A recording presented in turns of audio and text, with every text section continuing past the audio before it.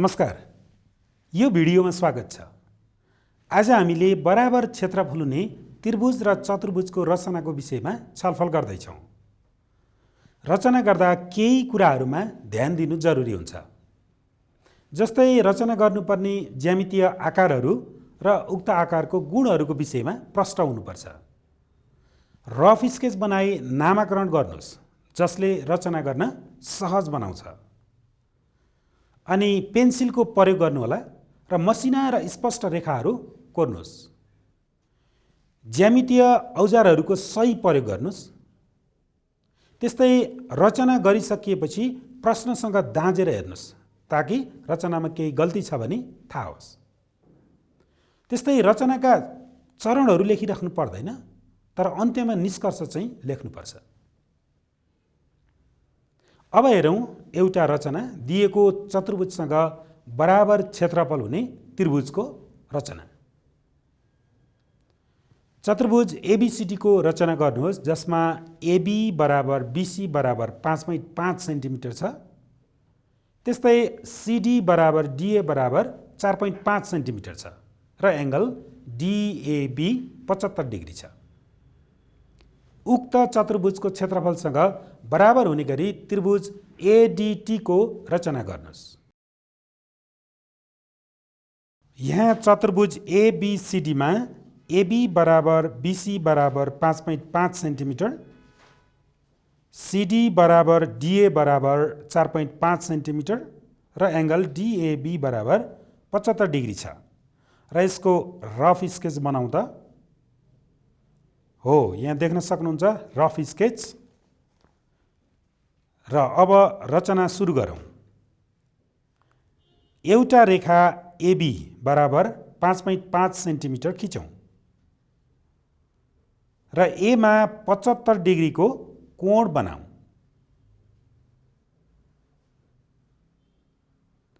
उक्त कोण बनेको रेखालाई 4.5 सेन्टिमिटर को चापले काटौँ त,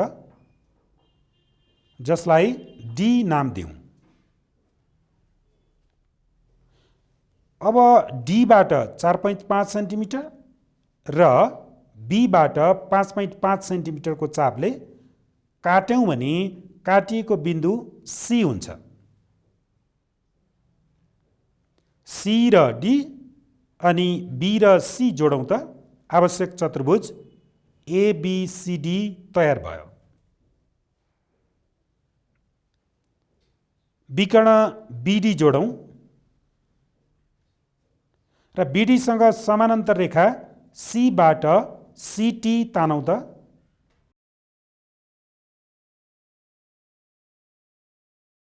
एबी लाई टी सम्म तन्काऊ, डी र टी जोडौँ। अब आवश्यक त्रिभुज एडीटी तयार भयो। निष्कर्ष: चतुर्भुज एबीसीडी को क्षेत्रफल बराबर त्रिभुज एडीटी को क्षेत्रफल हुन्छ। दिएको त्रिभुजको क्षेत्रफलसँग बराबर हुने गरी समानान्तर चतुर्भुजको रचना। बीसी बराबर 7.8 सेन्टिमिटर, एसी बराबर 7.2 सेन्टिमिटर, एबी बराबर 6.3 अथवा 6.3 सेन्टिमिटर हुने एउटा त्रिभुज एबीसी को रचना गर्नुहोस्। उक्त त्रिभुजको क्षेत्रफलसँग बराबर हुने गरी समानान्तर चतुर्भुज डीबीईएफ को रचना गर्नुहोस्, जसमा एङ्गल डीबीसी बराबर 75 डिग्री छ। यहाँ त्रिभुज एबीसी मा AB equals to 6.3 centimetre, BC equals to 7.8 centimetre, AC equals to 7.2 centimetre. एउटा रफ स्केच बनाऊ त। अब एउटा रेखा बीसी इक्वल्स टु 7.8 सेन्टिमिटर लियौँ। बी बाट 6.3 सेन्टिमिटर को चाप र सी बाट 7.2 सेन्टिमिटर को चापले काट्यौँ भने काटिएको बिन्दुलाई ए नाम दिउँ। त्रिभुज एबीसी तयार भयो। अब बीसी सँग समानान्तर हुने गरी बिन्दु ए बाट यमन रेखा खिचौँ। बिन्दु बीमा 75 डिग्रीको कोण बनाऊ जसले यमएनलाई डीमा काट्छ। त्यस्तै बीसीको मध्यबिन्दु पत्ता लगाई ई नाम दियौँ। बीई को चापले डीबाट यमएन रेखामा काटौँ र एफ नाम दियौँ। अब ई र एफ जोडौँ त। आवश्यक समानान्तर चतुर्भुज डीबीईएफ तयार भयो। निष्कर्ष त्रिभुज एबीसी को क्षेत्रफल बराबर समानान्तर चतुर्भुज डीबीईएफ को क्षेत्रफल हुन्छ। दिइएको समानान्तर चतुर्भुजको क्षेत्रफलसँग बराबर क्षेत्रफल हुने गरी त्रिभुजको रचना। एउटा समानान्तर चतुर्भुज एबीसीडी को रचना गर्नुहोस् जसमा एबी इक्वल्स टु 6 सेन्टिमिटर अनि बीसी इक्वल्स टु 4.5 सेन्टिमिटर र angle DAB equal to 60 degree छ। उक्त समानान्तर चतुर्भुजको क्षेत्रफलसँग बराबर हुने गरी त्रिभुज एईएफ को रचना गर्नुहोस् जसको एउटा भुजा EF इक्वल्स टु 7.5 सेन्टिमिटर छ।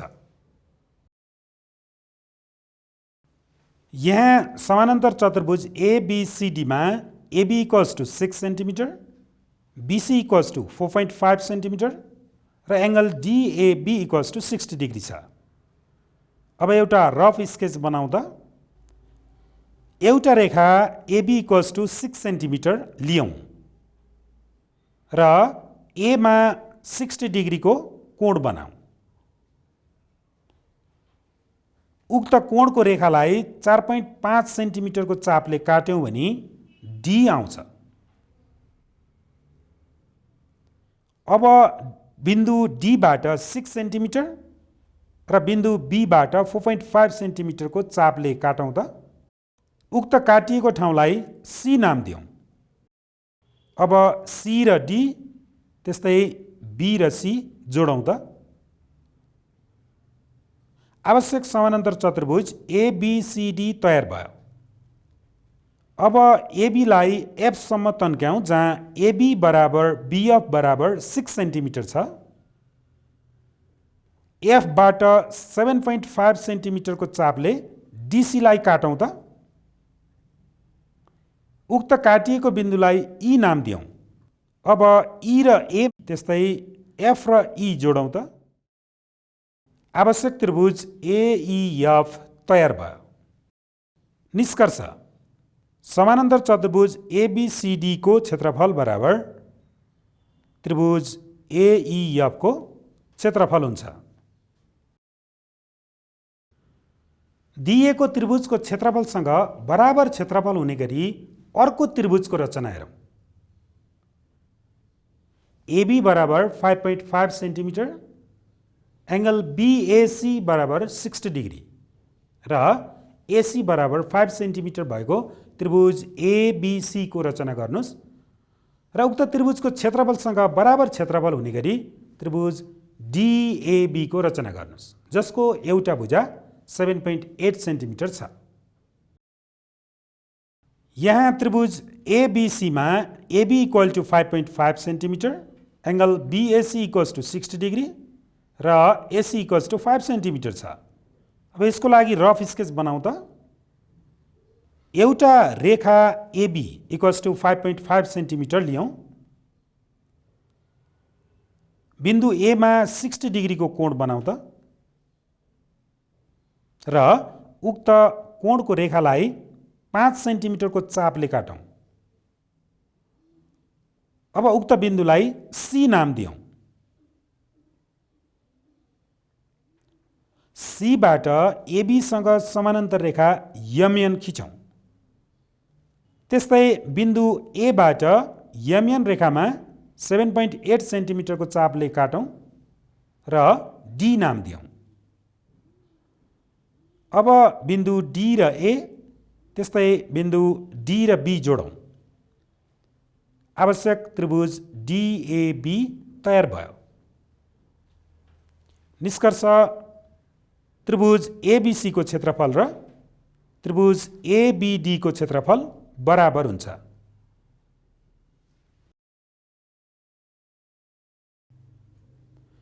दिएको समानान्तर चतुर्भुजको क्षेत्रफलसँग बराबर हुने गरी आयत अथवा समानान्तर चतुर्भुजको रचना। एउटा समानान्तर चतुर्भुज एबीसीडी को रचना गर्नुहोस् जसमा एबी बराबर 5 सेन्टिमिटर, एडी बराबर 6 सेन्टिमिटर, विकर्ण अर्थात् डायगोनल बीडी बराबर 6 सेन्टिमिटर नै छ। समानान्तर चतुर्भुज एबीसीडी को क्षेत्रफलसँग बराबर हुने आयत एबीईएफ को रचना गर्नुहोस्।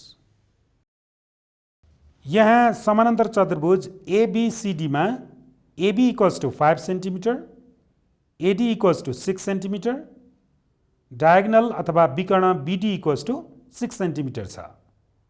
यसको पनि रफ स्केच हेरौँ त। एउटा रेखा एबी इक्वल्स टु 5 सेन्टिमिटर खिचौँ।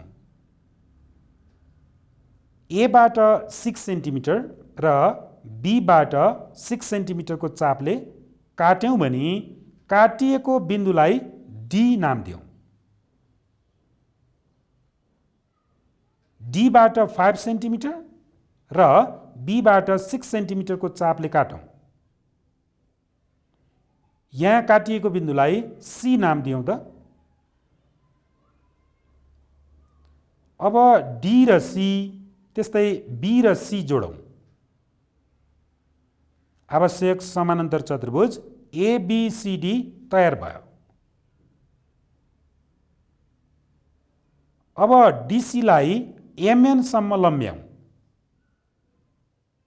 बिन्दु ए र बिन्दु बी मा 90 डिग्रीको कोणहरू बनाऊ जसले एमएन रेखामा क्रमशः एफ र ई मा काट्छ। आवश्यक आयत एबीईएफ तयार भयो। निष्कर्ष समानान्तर चतुर्भुज एबीसीडी को क्षेत्रफल बराबर आयत एबीईएफ को क्षेत्रफल हुन्छ।